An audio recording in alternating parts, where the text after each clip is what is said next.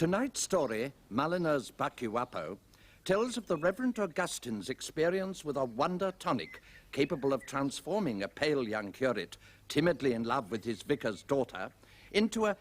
But let's start at the beginning with our pale young curate.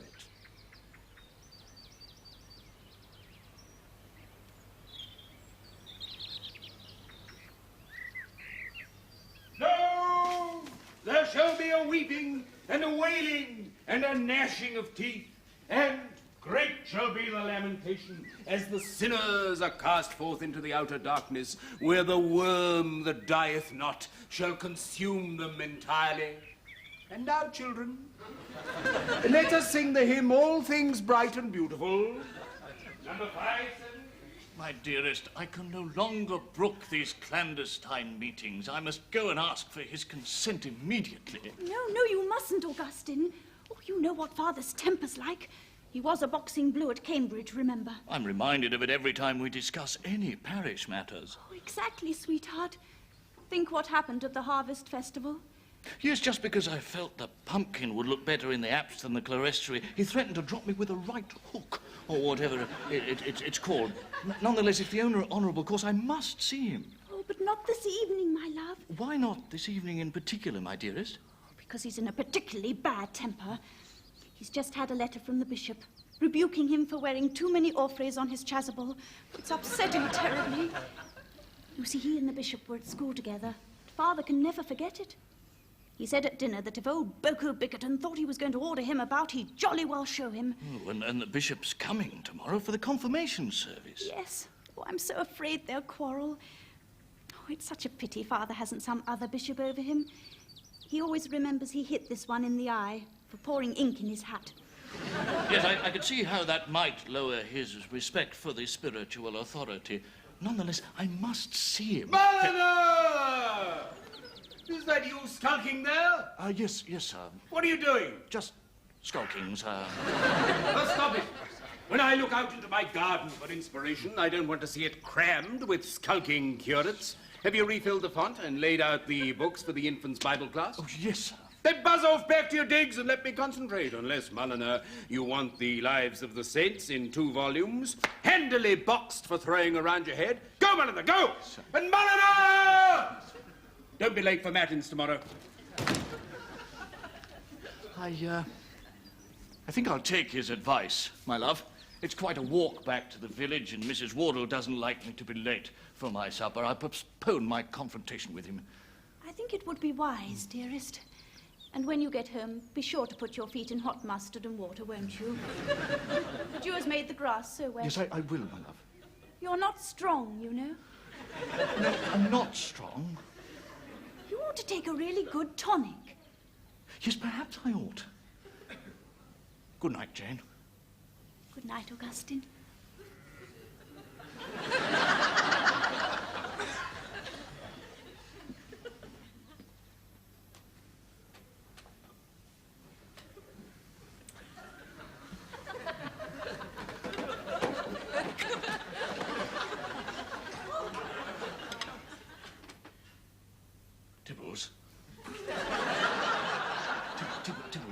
If you don't like that good food, Mr. Mulliner, you've only got yourself to blame, you know. You didn't come in until at least 4 minutes after I put it on the table. No, it's not that. I assure you, Mrs. Wardle, the food's delicious and the gravy's beautifully congealed. No, I was merely speculating on who that letter and parcel might be from. Oh, I can tell you that. They're both from your Aunt Angela. You know, the one that married that scientist. Oh, that one, yes. You, read the letter then, did you, Mrs. Wardle? Certainly not. Can I help it if it fell out because it wasn't stuck down properly? And I just happened to notice the name when I picked it up? No, of course not, Mrs. Wardle. I'm sure it's nothing important anyway. Not really, no. No, she just says she's been very worried about you because you seem so frail. And she thinks you ought to take a tonic. And it so happens your Uncle Wilfred has recently invented one he calls Buck-U-Uppo. And it's the finest thing he's ever done, he says. And though it's not on the market yet, she smuggled a sample bottle out of the laboratory and she wants you to try it. My, what a quick eye you have, Mrs. Tonic. It's strange because only this evening Miss Brandon was saying that perhaps I ought to try one. Maybe this was sent as a sign. Miss Brandon fusses too much, if you ask me, Mr. Mulliner. Possibly, but I think I ought to try it. It's not unpleasant. It's quite a pungent aroma, rather like old boot soles beaten up in sherry. Well, I only hope it doesn't spoil your appetite for my rice pudding. I don't think I want any rice pudding, thank you, Mrs. Wardle. There. What did I say? But you could leave the spoon, if you would. It appears I'm supposed to have a tablespoonful before breakfast and another last thing at night, so I'll take a dose now and turn in early with my theological essays. I've just got to an exciting bit. Yes, well, you must do as you please, Mr. Mulliner. But if you want to refuse a lovely rice pudding, well, your loss is Tiddle's gain. I don't think I want to. And I believe you've forgotten a hot water bottle in the bed again, Mrs. Wardle.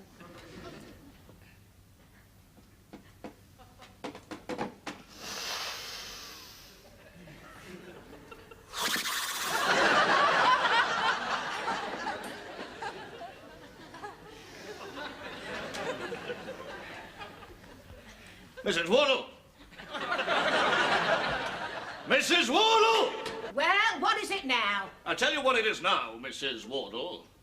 How often have I told you always to put a hot water bottle in my bed? You've forgotten it again, you beetle-witted old clothhead. Mr. Mulliner, I am not Mrs. accustomed Wardle, to being shut up! What I need from you is less back chat and more hot water bottles. Either that or I leave immediately. Let me endeavour to get it into your concrete skull that you aren't the only person with rooms in this village. Any more lip, and I'll go around the corner where I'm appreciated. Now, hot water bottle, ho, and look snappy about it. Yes, Mr. Mulliner. Certainly, Mr. Mulliner. Action, action, show some speed. Put a little snap into it. Yes, Mr. Mulliner. Right away, Mr. Mulliner.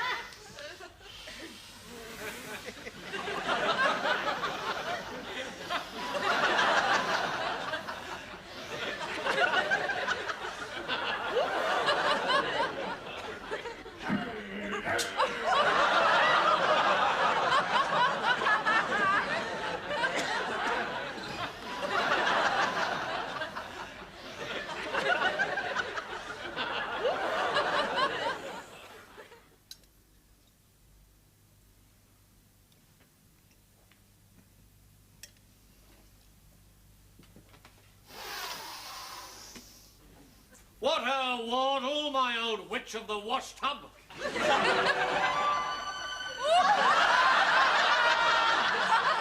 Just limbering up. Are you all right, Mr. Mulliner? Never better. I'm all a tingle from bootlace to brilliantine. Now, what have we here, my old curse of the kitchen? A nice fried egg, sir. And what, pray, do you mean by nice? It may be an amiable egg. It may be a civil, well-meaning egg. But if you think it's fit for human consumption, adjust that impression. Go back to your pantry, woman. Select another, and this time try to remember that you're a cook, not an incinerating machine. Between an egg that is fried and an egg that is cremated, there is a wide and substantial difference. That difference, if you wish to retain me in these all-too-expensive rooms, you will endeavour to appreciate. Yes, sir. Sorry, sir. I'll go and do another one right away, sir. No, wait, my lodger's lament. I have an hour before matins. I think rather than await the dubious pleasures at your attempt at the rehabilitation of this egg, I'd be better employed in more healthy matters. I'll go and visit an old ailing parishioner down at Lower Brisket in the Midden. But that's 10 miles, sir. You're never going to walk all that way. No, I'll probably run most of it. Toodle pip, my old queen of the clotted custard.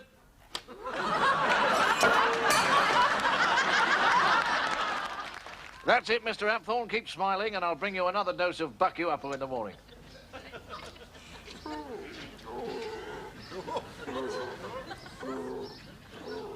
Wow.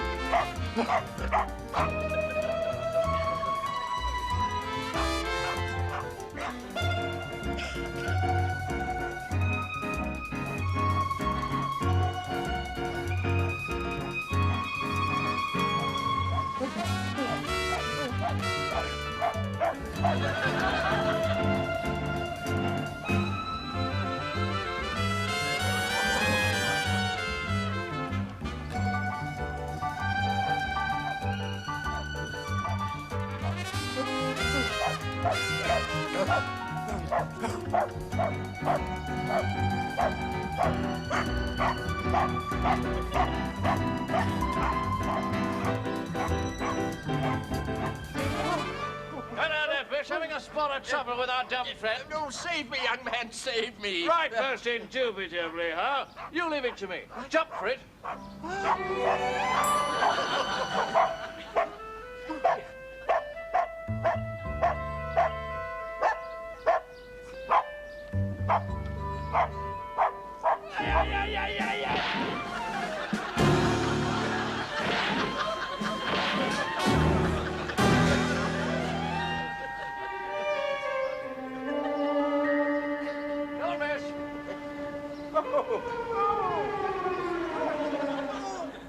My preserver! Ah, think nothing of it, bitch. Always glad to do a pal a good turn. After all, we clergy must stick together.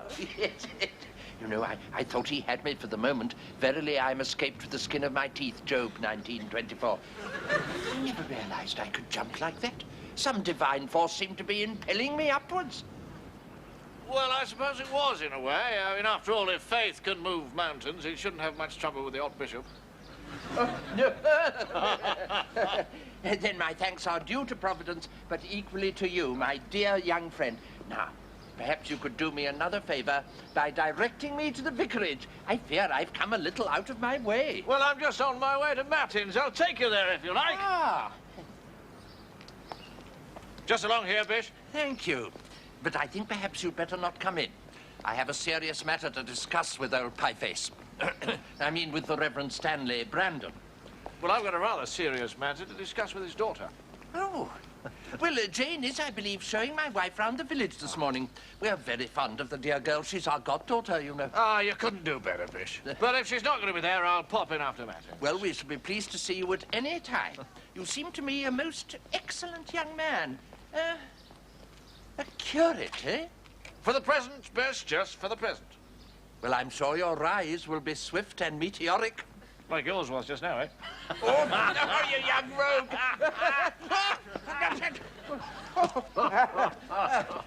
Yes, but all joking aside, I really must see that you get the swift preferment which your talents deserve. You do that, Bish, and watch my smoke. That's all I ask you to do. Just you watch my smoke.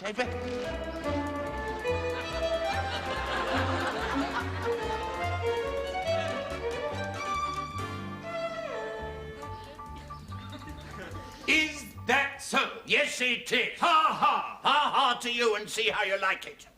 Who told you you were an authority on chasubles? That's all right, who told me? I don't believe you know what a chasuble is. That's what you think. Well then, what is it? I bet you 2 elves to a cassock you don't know. It is a circular cloak hanging from the shoulders and embroidered with a pattern and with orphreys. And you can argue all you want, young pieface, but there are too many orphreys on yours, and if you don't jolly well switch a few of them off, you'll get it in the neck. I jolly well won't. So there. Oh, I like your cheek coming here trying to high-hat me.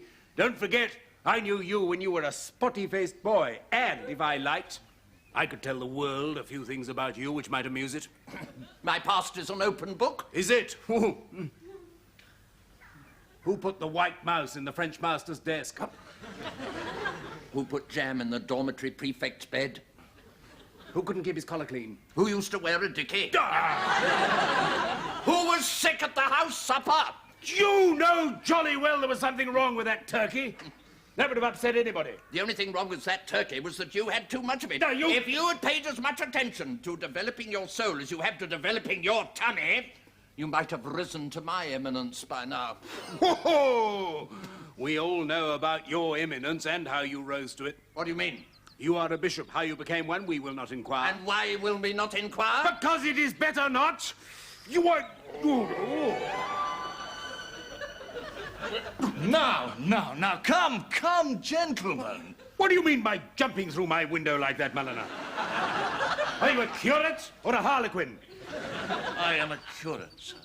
And as a curate, I cannot stand by and see two superiors of the cloth, who are, moreover, old schoolfellows forgetting themselves. It's not right, absolutely not right, my old superiors of the cloth. Now, come, I hate to see you two dear chaps quarrelling like this. He started it. Never mind who started it. Big bully. Now, sensible, exercise a little good human give and take. Now, you say your friend here has too many offers on his chasuble. I do, and I stick to it. Ha! All right. But what are a few offers between friends, Reflect. You and the good vicar here were at school together. You were bound by the sacred ties of the old alma mater. With him, you sported on the green. With him, you shared a crib and threw inked darts during the hours supposed to be devoted to the study of geography. Do these things mean nothing to you?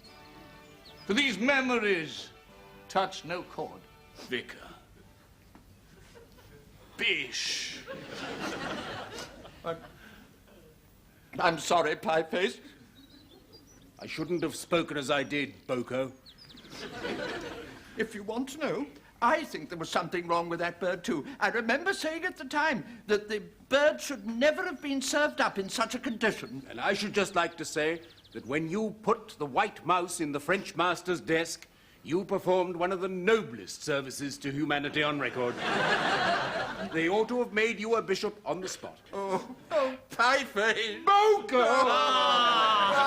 Everything hotsy-totsy now. Oh, absolutely hotsy-totsy. You will continue to wear as many offers as you want, won't you, Pieface? No, I was quite wrong. I see that, Boko. I abandon all phrase altogether. Oh, no, it's quite all right. I can take them or leave them alone. Oh, you splendid fellow! Oh, thank you. That's really good. Well, now, I think perhaps I'd better go in search of my wife and my godwater. Oh, what a sweet, charming girl Jane is. Bish, you've said a mouthful. She's the dearest, sweetest girl in the world. And I'll be happy, Rev, if you'll give your consent to an immediate union. I love that girl with a good man's fervour, and I'm happy to say that my sentiments are reciprocated. So as sure as of your approval, and I'll put up the band straight away. What? But that's a splendid idea. My daughter marry a curate? Well, you were a curate once yourself, Pieface. Not a curate like this. No, you were not, and neither was I. And it would have been better for us both if we had been. Huh? Now, I'll have you know, Pieface, that less than an hour ago, this young curate, whom you dismiss so lightly, saved me with the most consummate address from a large, shaggy dog with a kink in its tail. What? Yes, I was sorely pressed, Pieface, when this splendid young man, with a readiness of resolve and a mastery of aim beyond praise, sent that dog flying with a fusillade of rocks. A large, shaggy dog with a kink in the tail? Indeed. And you gave him the old heave-ho? It seemed called for. Mulliner, I have wronged you. I have belittled you without cause. The truth was not in me. I now see your worth. I have had it in for that dog since the second Sunday before Septuagesima, when, as I was strolling by the river composing a sermon, he pinned me by the ankle. Mulliner, I am proud to shake you by the hand and humbly to beg your pardon. Thanks, Rev. I get the nod for Jane's hand, do I? Alas, no. No, that I cannot give my boy to allow her to seek her future on the meager stipend of a curate. No. Now, should you ever become a vicar? Bish! Didn't you say something about preferment? Indeed I did, and my word is my bond. As it happens, the living of Steeple Mummery will shortly become vacant when the present incumbent leaves to undertake missionary work in the United States of America. Now, I am sure that a fine, resolute young man like yourself will be a most suitable candidate. Thanks, Bish. I think I can say, in all modesty, that I've got what it takes. Very strong on doctrine and can preach like a streak. Yes, I must say I've always enjoyed his sermons. Yes. My dear chap, my objections are withdrawn. I give my consent freely, take chain, and may you both be very happy. And before you move into your new vicarage, I insist that you come and stay here. Rev, I'd not only be honoured, but more comfortable. That's it. I shall go and see my housekeeper at once and have her prepare a room for you. Thanks again, Bish. No, my dear young friend. It is I who have to thank you for saving me yet again from disaster. Do you know, I verily believe I would have pasted my dear old friend in the eye. Oh, I shudder to think what might have happened. I might have been unfrocked. I could never have showed my face in the Athenaeum again. But still, let us not bother about what is past. No, let us talk instead about yourself and my goddaughter. You really love her, do you, my boy? I do indeed, sir. Now, Mulliner, consider. Marriage is a very serious matter. I myself am singularly blessed in the possession of a devoted helpmeet. Oh, Mulliner, about that vicarage. Bish, you're not going back. You said your word was your bond. Oh, but it is, but unfortunately mine is not the last word on the subject. If left to myself, I would willingly bestow that living on you.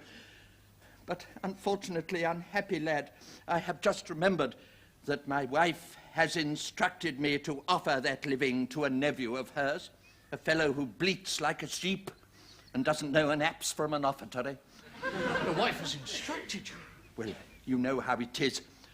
It is better to dwell in a corner of the housetop than with a brawling woman in a wide house, Proverbs 21:8. 9. Now, I should have said 9.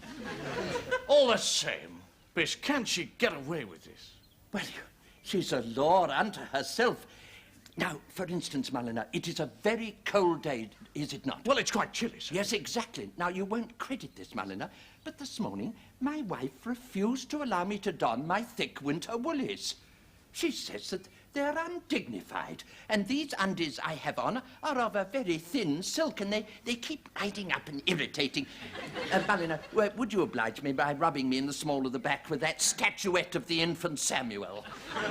Bish, getting her hooks into a living is one thing, but this is quite another. We must put the kibosh on it. Oh, my boy, you wouldn't speak so boldly if you knew my wife. There is no appeal from her decrees.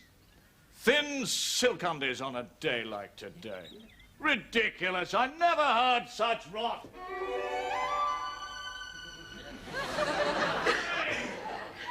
What's come over you? A beatific sense of bliss mixed with a hint of relief. All our troubles are over, my dearest. You mean Father said yes? We can consider ourselves betrothed. Jane! Have I met this person? This is Mr. Mulliner, Father's curate. Curate? Augustine, this is Aunt Priscilla. No, really, your aunt. I took her for one of your cousins. Well, actually, I only call her aunt. She's really my godmother. Ah, that's better. I knew she shouldn't be anything so daunting as an aunt, not with those looks. A godmother, eh, and something of a fairy one, I'll be bound. And a very conscientious one. In local parentis to her dear mother, I still feel responsible for her spiritual welfare, and therefore, young man, I'd like to know exactly what you meant just now by that word, betrothal. I'm afraid it is quite out of the question that my goddaughter should be engaged to a mere curate. Oh, he's not so very mere, Aunt Priscilla. Anyway, he's wasted as a curate. Exactly, no scope. I've been running under wraps. But now they're going to unleash me as a vicar. I'll be the talk of the established church. Vicar? Oh, Augustine. The good people of Steeple Mummery are looking for a better class of shepherds. Steeple Mummery? Ah, yes. I meant to talk to you about that. I wonder if we have a walk around the garden. You know the bishop? He's my husband. Then you would know him. Yes. Now, Young man, you may have a very pleasant manner, but let me tell you, soft words butter no parsnips. how true that is. In the deepest and truest meaning of the word, how very true. Speaking as one who has had some experience in buttering parsnips. Lady Bish. Oh, has our young friend gone? Oh, what a splendid young man he's turned out to be. It's a pity I should be losing him so soon. We may all be losing him sooner than you think. What do you mean? Where's he gone? Into the valley of the shadow, I think. He has announced his intention of attempting to remonstrate with my wife. Golly. Golly it is. She will look at him through a lorgnette. Indeed, she has already done so, but it was a mere glance, a ricochet. Sooner or later, she will look at him direct. And England, Pieface, is littered with the remains of curates at whom my wife has looked directly through her lorgnette. I myself have seen them wilt like salted slugs at the episcopal breakfast table. And now this brave young lad. Hello, Bish. It's all right. All right? Yes, she says you can go and change into thick winter woolies. What? What did you do? What argument did you employ? Oh, I just jollied her along a bit. Jollied her along? Daddy, he was wonderful. You should have seen him. I wish I had done, but Mulliner, didn't she look at you through her lorgnette? Oh, yes. I simply told her it was a shame to hide such attractive eyes, and she put it away again. And Steeple Mummery? Oh, well, that's all right, too. It appears that the mother of that nephew is one of her least favourite sisters, owing to the fact of her having squealed, as I believe the expression is, on her to the nanny on the occasion of the Lady Bish throwing a hockey stick through a window. Well, let's pray she doesn't change her mind. She's not likely to do that. Not with my Augustine around. No, apparently not. I think, Pieface, we are perhaps a little de trop at the moment. Goodbye, Mulliner. Thank you again. It has been such a pleasure. And please, feel free to drop in at the palace at any time. Go!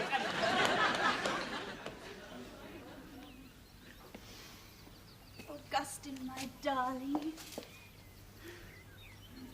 You still haven't told me what's brought about this amazing change in you. Oh, I just sort of pulled myself together. Oh, and I took that tonic, as you recommended. Really? Well, if I were you, my love, I'd carry on with it.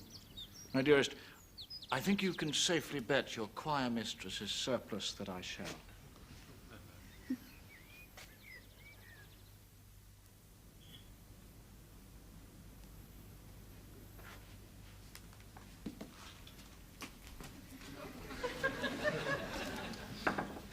Dinner awaits your pleasure, sir. At your convenience.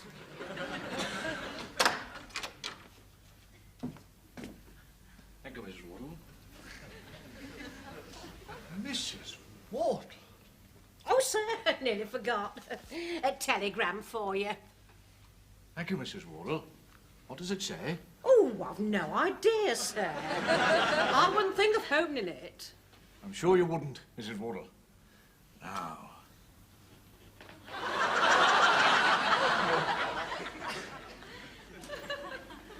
Mrs. Wardle, I'm sorry to have to say that I'll be leaving you shortly. Oh, sir, if there's anything I can do... No, Mrs. Wardle, it's not that, no. I've been invited to move my spats and toothbrush to the vicarage prior to going to the new living the bishops found for me. Oh, fancy that, sir. Why, you'll be a bishop yourself one day. Possibly. Good heavens. Something wrong, sir? Well, rather disconcerting. This is from Uncle Wilfred. It seems my aunt has made a mistake. Apparently there are 2 grades of Buck-U-Uppo. Grade A, a mild tonic for humans, and Grade B, which was specially designed to instill courage into Indian elephants on tiger hunts. Instead of sending me Grade A... Oh, don't tell me, sir.